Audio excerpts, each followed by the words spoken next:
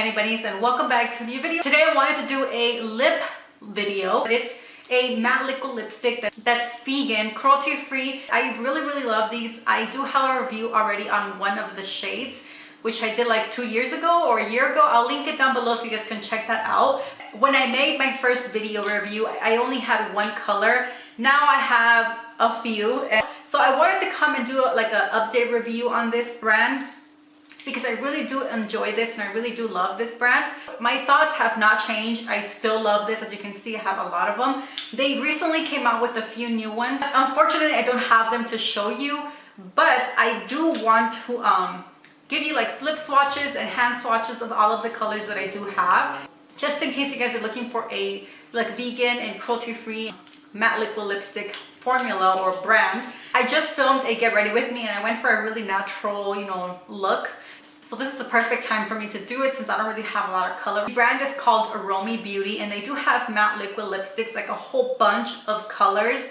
And they recently came out with new colors for the fall, which I'm so excited. But they also carry regular lipsticks, kind of like, you know, like the bullet form ones. They carry lip glosses, I'm not sure. I do know they also carry some perfume, kind of like solid perfume or stuff like that. These are your traditional matte liquid lipsticks, meaning they go on kind of like a gloss or like a very pigmented color, and then they dry matte. So if you're not into like matte lipsticks or any matte products, then this is probably not going to be a good product for you. So I'm going to start with my pros and then my cons, and then at the end I'll give you guys some swatches. So my pros are that these are very pigmented, they're cruelty free, they're vegan, they are very long lasting, and they don't transfer as much. Like I said, they're not 100% transfer proof, but they're way better than wearing lipstick, because if you kiss someone with lipstick, it's gonna transfer onto their skin. If you do kiss someone like super passionately, like where you're like tonguing them and just like, you know, then they are gonna really transfer, and then you're gonna kind of like have some lipstick around you.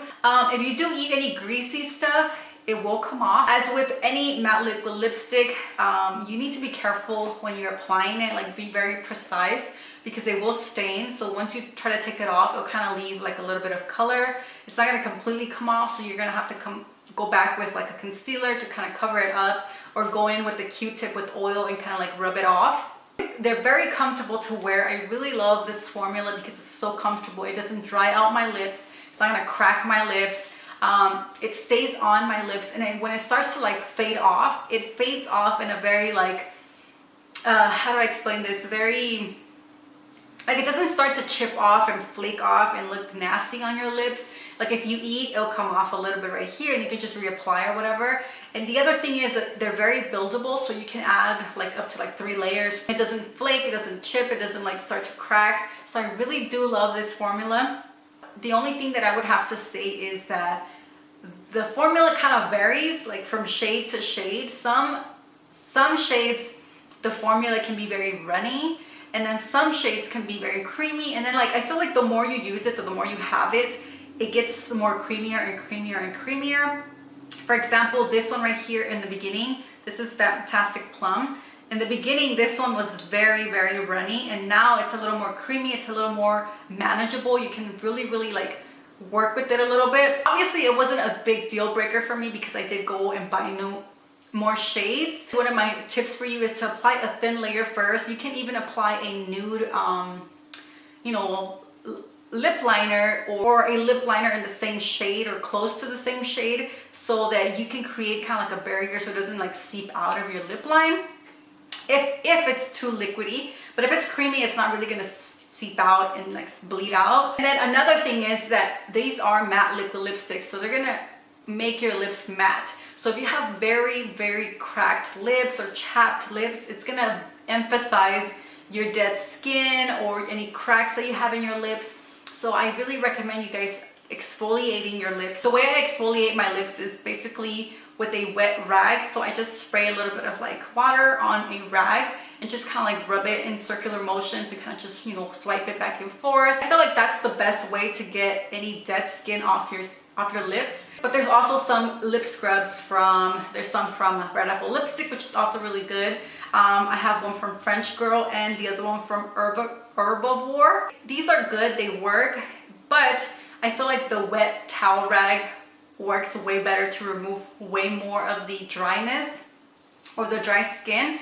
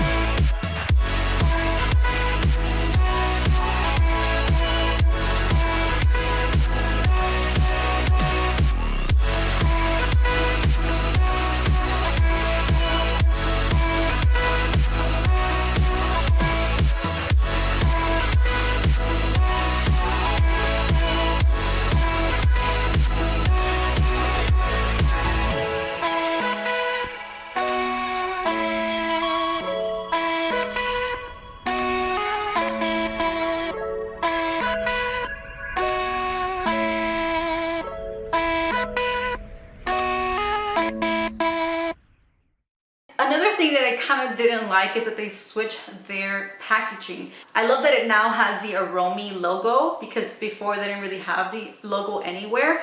But I just don't like this size, and I don't like this shape. The shape is more like a, you know, a circular shape, you know, like a regular gloss, but it's so thick. Even like the little cap right here is even thicker. So it just takes a lot of space in my storage, and so I don't really like the packaging. The packaging back then, it was way better. It's just like a square. So it just sits perfectly along, you know, my drawer. It sit perfectly like this because they're flat. And so they don't take that much space in my storage. So I really love these. I wish they wouldn't have changed the packaging, because I do want some other ones. I just don't want to have this packaging. I do use coconut oil to remove it, or like an oil cleanser or oil makeup remover, just to remove it really nicely. One last thing that I wanted to tell you, that some of them do stain. So just keep in mind that once you take it off, you might still see a little bit of the color. The coconut oil will take most of it off, but it will still leave a stain. So just to let you guys know. All right, guys, so that's everything that I wanted to share with you guys. I shared my thoughts, my pros, my cons, swatches, which ones are my favorite, and stuff like that. So hopefully this video was helpful. If you guys liked it, give it a huge thumbs up. Don't forget to subscribe if you have not done so. Thank you so much for watching, and I guess I'll see you guys on my next one. Bye, guys.